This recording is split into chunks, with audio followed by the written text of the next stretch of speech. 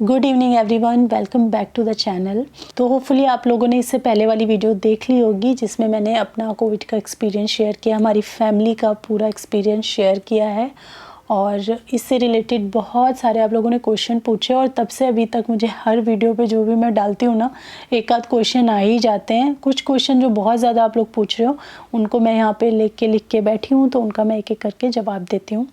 सबसे पहले और सबसे बड़ा सवाल कि आप लोगों को कोविड हुआ कैसे, बिकॉज़ आप लोग इतनी ज़्यादा प्रिकॉशन लेते थे, कहीं ना आते थे ना जाते थे, सैनिटाइजेशन एंड ऑल सब कुछ आपने प्रॉपर रखा, फिर आपको हुआ कैसे।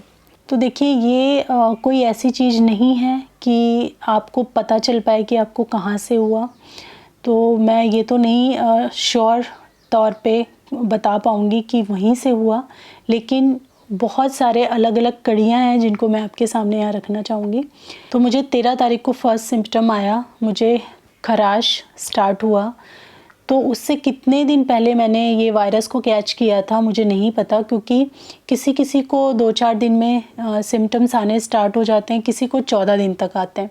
तो कितने दिन पहले कहाँ से किया मुझे नहीं पता, क्योंकि हम लोग एवरी डे डेली सुबह जा रहे थे। आई थिंक 8 तारीख या 9 तारीख तक हम लोग गए हैं आई थिंक, या फिर 7 तक तो पक्का ही है। 7-8 तारीख तक हम लोग मॉर्निंग वॉक एंड जो इस पे जाते थे ना, बहुत कम लोग वहाँ पे रहते थे, लेकिन मे बी उन लोगों में से किसी को रहा हो, क्योंकि जब आप वॉक करते हो तो किसी ने खांसा, किसी ने छींका, तो वो तो वहाँ से खांस छींक के चला गया, लेकिन वो चीज़ एयर में है, बिकॉज एयरबॉर्न बन चुका है अब ये, या मुझे लगता है पहले भी एयरबॉर्न ही था। तो जितने ज़्यादा केसेस होते हैं उतना मल्टीप्लाई होते जाते हैं फिर।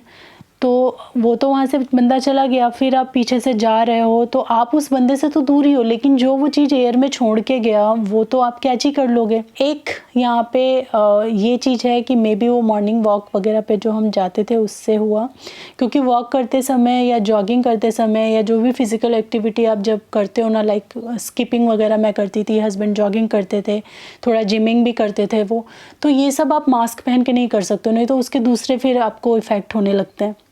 हम कोशिश करते थे कि मॉर्निंग में बहुत जल्दी जाएं, 5:30 पौने 6 तक हम लोग निकल जाते थे, और 1.5 घंटा जो हमारा टाइम होता था वो पूरा कर हम आ जाते थे। बाकी मॉर्निंग वॉक में भी हम जाते थे तो प्रॉपर एक डिस्टेंस, बहुत दूरी वाला डिस्टेंस रहता था, क्योंकि उस टाइम बहुत कम लोग रहते थे और सब हेल्दी लोग ही दिखते थे। ऐसा नहीं है कि कोई बीमार है, खांस रहा है, छींक रहा है तो वो दिखे हमें।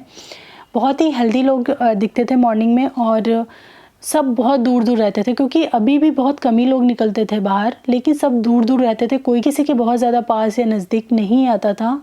अगर ये एयरबॉर्न था तो कहीं से भी आप कैच कर सकते हो, घर में बैठे भी लग सकता है।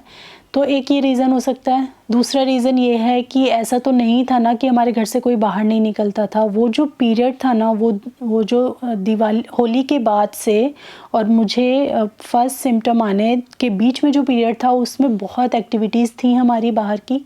मेरी नहीं थी, सिद्धार्थ की नहीं थी, बस ये मॉर्निंग वॉक जो थी हमारी वो थी।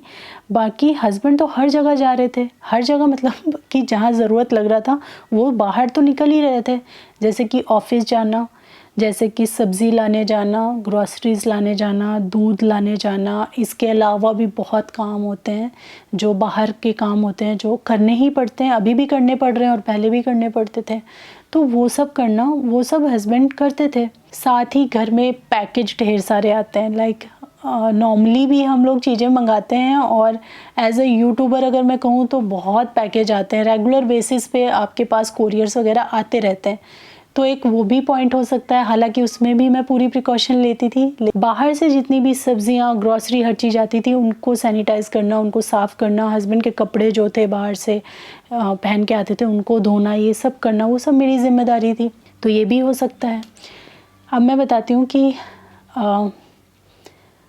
होली से लेके 7-8 तारीख तक हस्बैंड के ऑफिस में 3-4 कोरोना के केसेस निकले, ठीक है। और हम जब बीमार पड़े उसके बाद तो मतलब मुझे लगता है इस समय हस्बैंड का ऑफिस जो है वो बंद ही है, कुछ लोगों को छोड़ करके बाकी सारे जो हैं वो पॉजिटिव ही हैं।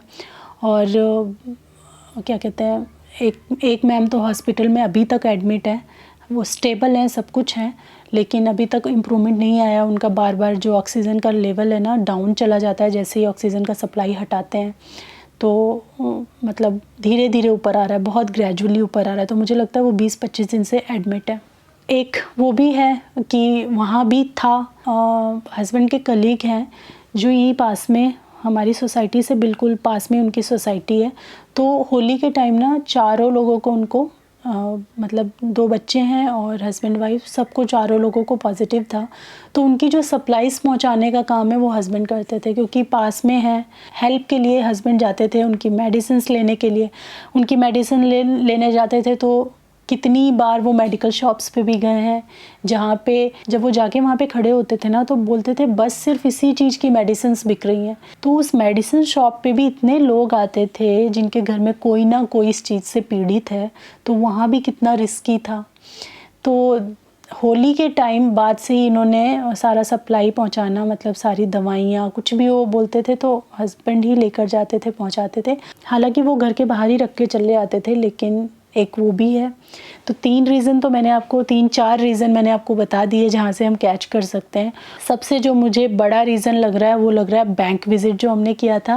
आप में से कई लोगों ने बोला भी कि हमें लग रहा है कि आपको उस बैंक विज़िट से हुआ है। तो आई थिंक हमने 4-5 दिन पहले ही मैं और हस्बैंड गए थे, सिद्ध को हम लेके नहीं गए थे, मैं और हस्बैंड बैंक गए थे।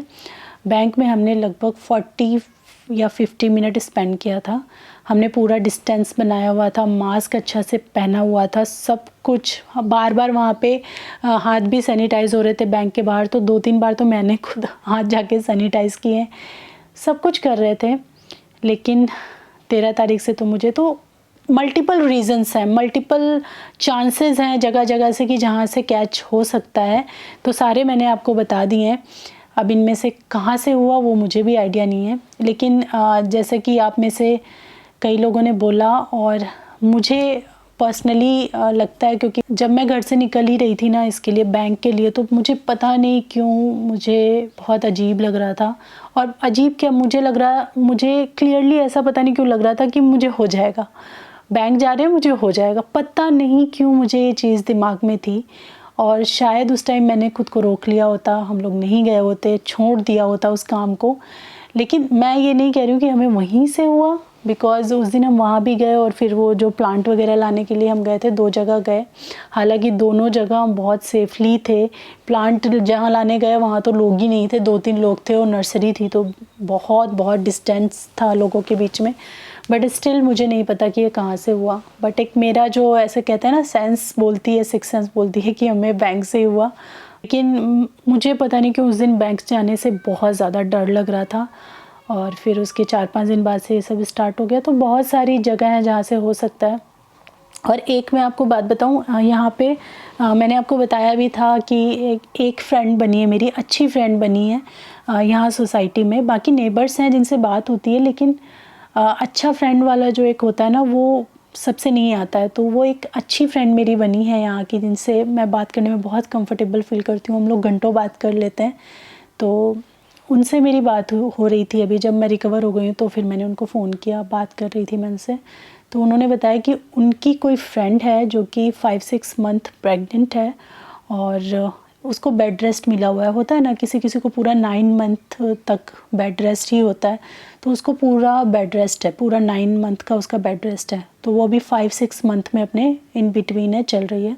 उसको कोविड हो गया और वो दिन भर लेटी रहती है, ना कहीं जाती है ना आती है, और उसके घर में किसी को कोविड नहीं, और उसको कोविड हो गया और घर में किसी को नहीं। मतलब अगर किसी से उसको हो जाता तो एक बात समझ में आती कि कोई बाहर बंदा जा रहा है और उससे हो गया, लेकिन उसको कैसे हो गया? वही बोल रही थी कि ये बस एयरबोर्न हो चुका है। आप लकी हो अगर आपने उस हवा में सांस ली है जिसमें वो वायरस नहीं था। जिसने उस हवा में सांस ले ली तो उसको तो बीमार पड़ना ही है। तो हम कुछ कह नहीं सकते कि आपने कहाँ से कैच किया। तो ये है। और हाँ, मैं एक और रीज़न आपको बताऊंगी। रीज़न्स की भरमार है कि हमें क्यों हुआ। इसके अलावा हमारी सेम बिल्डिंग में जो हमसे नीचे वाला फ्लोर है उस पे केस था एक, और हमें पता ही नहीं था। हमें 7-8 दिन बाद जाके पता लगा, आई थिंक मुझे 9 या 10 तारीख को पता लगा है कि नीचे ऐसा कुछ हो रखा है। 9-10 तारीख से पहले तो हम लोग नीचे आ जा ही रहे थे, और यहाँ पे सबसे क्या लिफ्ट है, तो लिफ्ट में आप अगर कोई छींक के भी गया है लिफ्ट में ना, तो आपको थोड़ी ना पता चलेगा कि क्या घूम रहा है आपके आसपास, तो लिफ्ट में आना जाना तो था ही। तो ये भी रीज़न हो सकता है, कुछ नहीं कह सकते कि क्या रीज़न है इसका, लेकिन मल्टीपल रीज़न्स हैं। चारों तरफ से हम इसी चीज़ से मतलब घिरे हुए थे, तो हम पकड़ में आ गए। अब किस जगह से आए वो मैं क्लियर नहीं बता सकती हूँ कि कहाँ से है। तो ये तो हो गई ये बात कि आपको हुआ तो हुआ कहाँ से, तो हमें तो मैंने सारी चीज़ें बता दी, अब आप सोचते रहो कि कहाँ से हुआ। उसके बाद कि आपका टेस्ट कैसा है अभी, टेस्ट एंड स्मेल आया है नहीं आया, तो मुझे तो ओवर 1 मंथ हो चुका है। मेरे हस्बैंड का वो बोलते हैं कि मुझे टेस्ट जो है वो 80% तक आ गया है, खाली कुछ-कुछ चीज़ों का टेस्ट नहीं आया, और उनको स्मेल भी आती है। कुछ-कुछ चीज़ों की उनको भी अभी स्मेल नहीं आ रही है या कम आ रही है। जैसे कोई बदबू जो होती है ना, बदबू वाली चीज़ उनको हल्की-हल्की अब आने लगी है। मैं अपनी बात करूँ तो मेरा टेस्ट अभी तक स्टेबल नहीं हुआ है। मैं बहुत सारी चीज़ों का टेस्ट पहले जैसा फ़ील नहीं कर रही हूँ। जैसे राइस मुझे पानी जैसे लगते हैं, राइस में जो मिठास होती है, उसका जो स्वाद होता है ना, उसको मैं आज अभी तक फ़ील नहीं कर पाई। मैं इतना राइस खाती थी, राइस लवर हूँ, मुझे राइस उतना अब अच्छा नहीं लगता, क्योंकि उसका जो टेस्ट है वही मुझे नहीं आता है। मुझे रोटी अच्छी लगने लगी है, तो मोस्टली ज़्यादातर टाइम हम रोटी ही खाते हैं, क्योंकि मुझे नहीं राइस पसंद आता। अच्छा, जैसे कि हम लोग दाल खाते हैं, दाल में एक सोंधापन होता है ना, उसमें हम घी डाल करके जब खाते हैं, घी का टेस्ट मुझे बिल्कुल आता ही नहीं है। मैं कितना भी दाल में घी डाल लूँ, रोटी पे घी लगा लूँ, मुझे घी का टेस्ट नहीं आता। ठीक है, घी का टेस्ट अभी हस्बैंड को भी नहीं आया है ठीक से। बाकी जो बदबू होती है ना, किसी चीज़ की बदबू हो तो मुझे कुछ भी नहीं आती है, बिल्कुल नहीं आती है अभी इस टाइम तक। बाकी खुशबू सब आ रही हैं, जो फ्रूट्स, वेजिटेबल्स जो भी हम बनाते हैं या उनकी जो खुशबू होती है वो सब आती है मुझे। साबुन की आती है, परफ्यूम्स की आती है, लेकिन एक जो कहते हैं 100% वापस नहीं आया। जैसे कल मैंने ना काफ़ी दिन बाद अपना जो परफ्यूम है वो लगाया, और जिस समय मैंने लगाया मुझे उसकी खुशबू आई कि अरे वाह ये खुशबू आ रही है, और उसके बाद पूरा दिन तक मुझे कोई खुशबू नहीं आई। तो मैं हस्बैंड से पूछ रही थी, मैंने कहा ये तो परफ्यूम ऐसा है कि पूरा दिन ही आपका चलता है, तो खुशबू आ रही है क्या? तो उन्होंने बोला कि तुम जितनी बार आसपास से निकल रही हो उतनी बार पता चल रहा है कि तुमने परफ्यूम लगाया हुआ है। मैंने कहा मुझे तो बिल्कुल नहीं पता चल रहा कि मैंने परफ्यूम लगाया हुआ है। तो जब मैं जिस टाइम लगाती हूँ या जिस टाइम लोशन वगैरह लगाती हूँ मुझे स्मेल आती है, लेकिन उसके बाद जो भीनी-भीनी वाली स्मेल होती है वो मुझे नहीं आ रही है, और बदबू तो मुझे किसी चीज़ की अभी तक नहीं आ रही है। मेरा 1 मंथ से ऊपर हो चुका है। बाकी हस्बैंड का भी लॉस है, लेकिन उनका अब धीरे-धीरे काफ़ी कुछ स्मेल एंड टेस्ट आ गया है। उसके बाद जो सबसे मेन सवाल ना इतने दिनों में आ रहा है कि आपने सब्ज़ी और मेडिसिन्स कैसे मंगवाया, या आपके हस्बैंड जो सिटी स्कैन वगैरह उन्होंने करवाया वो कैसे करवाया, तो वो तो मैंने बता दिया कि उन्होंने सिटी स्कैन कैसे करवाया था, कैसे गए थे वो। बाकी सब्ज़ी के लिए ना जिस दिन वो सिटी स्कैन करवाने बाहर निकले थे उसी दिन उन्होंने गेट पर पता कर लिया था। तो एक सब्ज़ी वाले भैया हैं जो इस सोसाइटी में सब्ज़ी को डिलीवर करते हैं, तो उनका कॉन्टैक्ट नंबर हमें मिल गया था। तो उनसे हमने फिर सब्ज़ी, फ्रूट, नारियल पानी जो भी है वो सब देकर जाते थे, हमको बाहर रख जाते थे, फिर हम उठा लेते थे। शुरू के 10 दिन तो हमको ज़रूरत ही नहीं लगी सब्ज़ी वगैरह की, क्योंकि जब मैं बीमार पड़ी ना उसी दिन हमारे घर में ढेर सारी सब्ज़ी आई थी, जिसमें से आधी तो सड़ गई, हम बना भी नहीं पाए, इतनी हिम्मत नहीं थी। तो उसी दिन सब्ज़ी आई थी, तो 10 दिन तक तो हमें सब्ज़ी की कोई ज़रूरत नहीं पड़ी। उसके बाद से लेकर अभी तक वो भैया हैं जो सब्ज़ी डिलीवर करते हैं।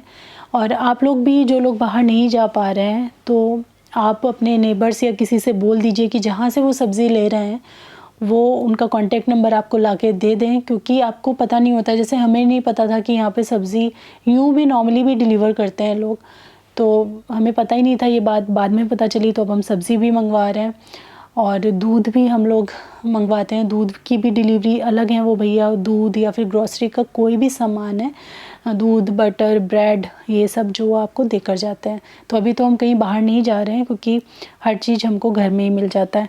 मेडिसिन्स का क्या था, यहाँ पे एक बहुत इंपॉर्टेंट कुछ चीज़ें हैं मेडिसिन्स के लिए जो हमने करी और मैं आपको बताना चाहूँगी। क्योंकि मेडिसिन्स का ऐसा हो रहा है ना कि आप कई बार अपने घर के आसपास की 10 दुकान घूम लो, आपको मेडिसिन्स नहीं मिलती हैं, और जो ज़रूरी मेडिसिन्स इसमें चल रही हैं उनकी शॉर्टेज तो हर जगह है। तो जिस दिन फर्स्ट डे डॉक्टर से अपॉइंटमेंट हुआ उस दिन एक मेडिसिन था जो चलाना था, वो हर जगह हमारे जो कांटेक्ट में थे मेडिकल शॉप वाले, हर जगह बात करके देख लिया, कहीं नहीं मिला। हर जगह मतलब अलग अलग जगह जो लोग दूर दूर रहते हैं उनसे भी ढूंढवाया, कहीं नहीं मिला। उसके बाद फिर मेरे जो जेठ जी हैं वो यहाँ से बहुत दूर रहते हैं, मतलब 2-2.5 घंटे का लगभग रास्ता है यहाँ से। तो वहाँ पे उन्होंने पता किया तो उनको वो दवाई वहाँ मिली। तो कई बार ऐसा होता है कि आप जहाँ रह रहे हो, जिस लोकेशन में आप रह रहे हो उसके आसपास आपको ढूंढने पे भी कोई दवाई नहीं मिले, तो ऐसे में आप अपने जो दूर दूर फ्रेंड्स रहते हैं ना, उनसे आप कांटेक्ट कर सकते हो कि वो अपने एरिया में अपने आसपास ढूंढें वो दवाई, अगर वो आपको ज़रूरी है दवाई। जैसे अगर मेरे हस्बैंड को ना वो दवाई अगर जिनसे उनका फ़ीवर कंट्रोल हुआ, वो अगर 2-3 दिन पहले मिल जाती तो उनको 12 दिन तक फ़ीवर नहीं झेलना पड़ता, तो वो मिली नहीं यहाँ पे। तो ऐसे ही आप हर जगह कोशिश कीजिए ढूँढवाने की, और जहाँ भी आपको मेडिसिन्स मिल जाए उसको आप परचेज़ कर लीजिए। तो भैया को वहाँ पे वो मेडिसिन मिल गया, उन्होंने वहाँ पे परचेज़ कर लिया। अब बात आती है कि वहाँ से यहाँ कौन आएगा लेके। तो अगर आपके पास अपना गाड़ी है, अपना व्हीकल है, भैया के पास भी है, अपना है, तो आप जाकर भी किसी को डिलीवर कर सकते हो, बट वो भी फिर एक रिस्की है, घर से क्यों निकलना बाहर। तो फिर ये वाला जो आइडिया मैं आपको बताने जा रही हूँ ये बहुत अच्छा है, आप लोग इसको कर सकते हो अप्लाई। तो उस कंडीशन में क्या है कि आपके पास दवाई भी पहुँच जाए और किसी को आना जाना भी ना पड़े। तो ये आइडिया एक बहुत अच्छा है जो हम लोगों ने किया, और इसको आप भी अप्लाई कर सकते हो कि आपको कहीं भी मेडिसिन अगर मिल रहा है तो वहाँ से आप परचेज़ कर लीजिए। और उसके बाद क्योंकि ऑटो चल रहा है अभी, बैटरी रिक्शाज़ होते हैं वो भी चल रहे हैं, फिर आपके कैब वाले ये भी चल रहे हैं, तो आपको इनसे हेल्प लेना है। जैसे कि वहाँ से क्या हुआ, भैया ने एक ऑटो वाले हैं उनकी जान पहचान के, बट ये है कि थोड़ा आपका जान पहचान का होना चाहिए, नहीं तो फिर आप कुछ कह नहीं सकते ना कि आपकी मेडिसिन बीच में से ही गायब हो जाए या क्या हो जाए, वो नहीं पता ना आपको। तो वहाँ पे उनकी जान पहचान के एक ऑटो वाले थे जो मतलब रेगुलर कभी भी आसपास ज़रूरत लगती है तो भाभी उनको फ़ोन कर देती थी, वो घर पे आ जाते थे। तो उनको वो दवाई पैक करके दे दिया भाभी ने वहाँ से, और फिर वो ऑटो वाले भैया यहाँ पे आए और हमारे गेट पे ही, क्योंकि हमारी जो सोसाइटी है इसके अंदर मुझे लगता है 14-15 तारीख से ही ना डिलीवरी वाले या कोई किसी का आना अलाउ नहीं है। तो कोई भी डिलीवरी वगैरह आती है तो वो गेट पे ही छोड़ के, पार्सल कोरियर जो भी आते हैं वहीं रह जाते हैं, उनको यहाँ तक आना अलाउ नहीं है। तो फिर गेट पे ही वो मेडिसिन डिलीवर करके चले गए थे और हमने जाके ले लिया था। तो इसी तरीके से हमने मेडिसिन जो हैं वो मंगवाई हैं। ये तो दूर की बात रही, और जैसे एक हमारे रिलेटिव हैं वो बहुत पास में हमसे रहते हैं 10-15 मिनट की दूरी पे, तो 2 बार उन्होंने हमें मेडिसिन डिलीवर किया है, और उनको भी गेट तक आने की ज़रूरत नहीं पड़ी। वो जो बाहर हमारा सोसाइटी का गेट है वहीं पे हैंड ओवर करके वो चले जाते थे। तो इस तरीके से हमें मेडिसिन्स वगैरह मिली। और जो सारा पतंजलि का इतना सारा सामान मैंने आपको उस दिन दिखाया था, वो मेरी सिस्टर ने अपने किसी फ्रेंड से मंगवाया, तो उसको 3 दिन लगे वो सामान ढूंढने में जितना मैंने आपको दिखाया था, क्योंकि मैंने बोला ना कुछ चीज़ें मिल नहीं रही हैं। तो उसने वो सामान जो है अरेंज किया, और वो सामान मंगवाने के लिए भी वही हमने ट्रिक किया। उनके कुछ थोड़ा जान पहचान में ही थे एक ऑटो वाले भैया, तो उन्होंने यहाँ तक दिया सामान, हमारे गेट तक उन्होंने डिलीवर किया। तो इस तरीके से तो हमारी मेडिसिन्स आई हैं। और फ्रूट एंड वेजिटेबल्स भी मैंने आपको बता दिया कैसे मैनेज हुआ, और अभी तक वैसे ही हो रहा है। हाँ, बाकी आया है कि रूम सैनिटाइजेशन आपने कैसे किया। तो देखिए, मेरा रूम को ना उस हद तक सैनिटाइज़ करने की ज़रूरत नहीं पड़ी। उसका रीज़न ये था, हम तीनों को ही था, और हमने डॉक्टर से पूछ लिया था जब सिद्धार्थ को फ़ीवर आया और हमारे टेस्ट हुए ना, उससे पहले ही सिद्ध के डॉक्टर ने बोल दिया था कि आपकी टेस्ट की रिपोर्ट कुछ भी आए लेकिन आपको यही चीज़ है। आप दोनों को, मतलब उस समय तक हस्बैंड को सिम्पटम नहीं आए थे, लेकिन उन्होंने बोला आप तीनों को यही होगा, आपको यही चीज़ है। सिद्ध के डॉक्टर ने ये बोला था, तो और हुआ भी वही। तो आप लोग यही मान के चलो कि आपको यही है। फिर जब रिपोर्ट्स वगैरह आ गई, सब कुछ आ गया, तो हमने एक नहीं, हमने सिद्धार्थ के दो डॉक्टर थे, हस्बैंड के 2 डॉक्टर थे, मेरी 1 डॉक्टर थी और एक ना कोई जान पहचान के कोई डॉक्टर हैं। तो 5-6 डॉक्टर से हमने कंसल्ट किया कि क्या हम सब लोग साथ में अब रह सकते हैं। तो डॉक्टर ने बोला कि आप सभी लोग एक साथ में रह सकते हो, अगर आप लोगों को है, सबको है तो आप साथ में रह सकते हो। तो मेरे रूम को ऐसा इतना सैनिटाइज डीपली करने की ज़रूरत नहीं पड़ी क्योंकि हम सभी लोगों का था। लेकिन मैंने प्रिकॉशन क्या लिया, मेरे बाहर निकलने के 1 हफ्ते बाद तक भी मैं अलग अपने रूम में सोती थी। इस रूम में सिद्धार्थ की एंट्री अलाउ नहीं थी, सिद्धार्थ के रूम में मेरी एंट्री अलाउ नहीं थी। बस खाना वाना देने, जब आप क्लीन रहते हो तो खाना वाना देने चले गए, वो एक अलग बात है। उसके बेड पे सिद्धार्थ अपने बेड पे सोता था अलग, रात में अकेले, और मैं यहाँ सोती थी और हस्बैंड ने सोफ़ा उन्होंने ले लिया था, सोफ़े पे वो सोते थे।